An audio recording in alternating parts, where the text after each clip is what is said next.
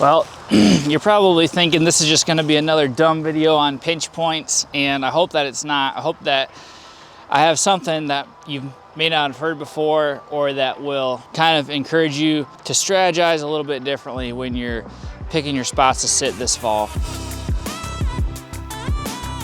Now, why pinch points? Why does this even matter? Well, if you're like me, you've spent a lot of time finding and locating big bucks core areas, but then when the season rolls around, trying to find, you know, where you can get that deer within 20, 30 yards of you can be super difficult. That's why I key in on pinch points now, and we're gonna go through all the different kinds of pinch points, what is probably the best kind of pinch point for you in your area, and how do you find it.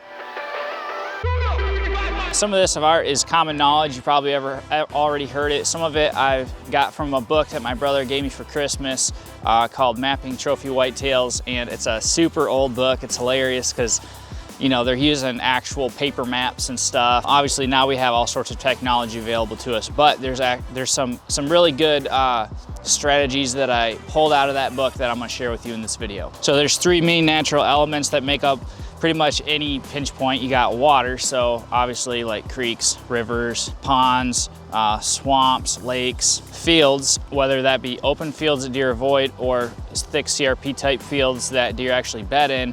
Fields will direct and restrict deer movement. And then you have topography, so, you know, ridges, saddles, benches, all that kind of stuff. So what are some good examples of like a 3-way pinch point? Well, just start combining some different elements. You've got a field and water pinch point where you might have an oxbow of a river that comes around and also butts up to the edge of a field.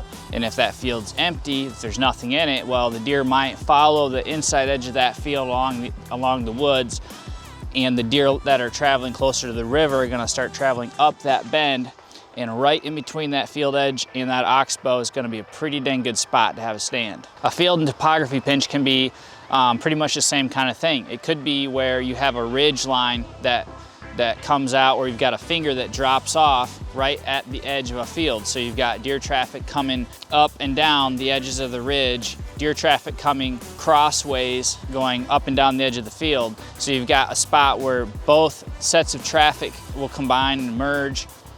Deer that are traveling the edge of the field will jump up onto that ridge and vice versa. You got like a topography and water pinch, which is just pretty much anywhere where you might have like a really steep bluff that comes and wraps around at the same time you have an oxbow coming around the other side. Anything where the topography is pushing the deer one way and the water is pushing to the deer the other way.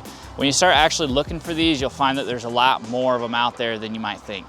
Now those are examples of different duo combinations of pinch points, but when you really start looking, you can find situations where you've got all 3 working together for you. So one example of this is where you've got a field up top, and then it drops down. You've got fingers coming way down steep to where the deer aren't gonna wanna go and cross right in the middle of those fingers and down the deep cuts. They're gonna cut across right towards the top where that field and that nice flat spot is. So there's gonna be a killer spot right there at the head of that cut where it juts up with the edge of that field. So I've been hunting a little bit more stuff in Southern Ohio where these 3-way pinch points, you can find them a lot easier and stuff. But around me, I don't really have a ton of these really cool dynamic pinch points that I can find. So how do you be successful in finding these really good pinch points in your state where you live? Well, number one, I think just be realistic. Take a look at what you got. So for me, here in Southern Michigan, in the public land, it's either fields mixed with some topography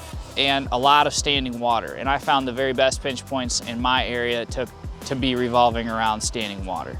Secondly, if you can find a pinch point really easy on a map, there's a high chance that everybody else can too. So when you mark those spots and you're like, oh man, this just looks so killer, there's a good chance that everybody else thinks the same thing, and you're gonna walk in there and find out it's been pressured, or that the deer just completely avoid that area. I cannot tell you how many pinch points I've walked into to go take a look at, and I found this to be true. A lot of times the best pinch points aren't super duper obvious. Sometimes, like I said, standing water around here, like it might just be this little bitty, you know, 40-yard wide puddle of water that the deer are walking around, but it can push them just enough to where it can get them within bow range. And then just make sure you verify your pinch point that you found on aerials with actual deer signs. So when you walk in there, you might have already convinced yourself in your head that this is gonna be just a knockout spot. But if there's the deer sign's not there, the trails aren't there, the historical rubs aren't there,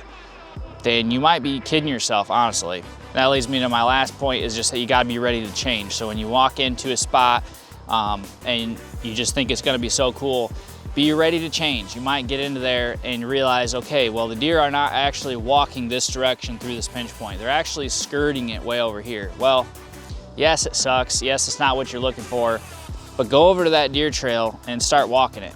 And just recently, I had this happen to me. I went over to this spot.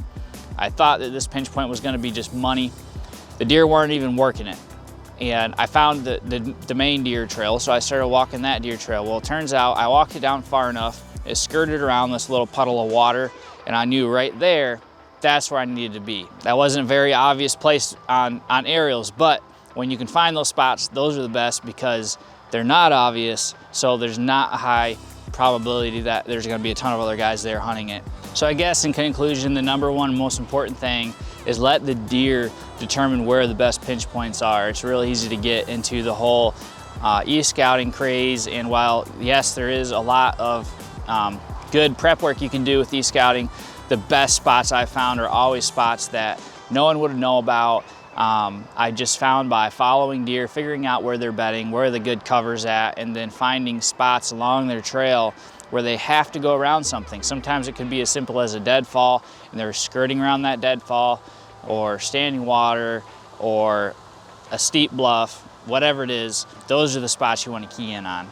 Thank you guys so much for watching.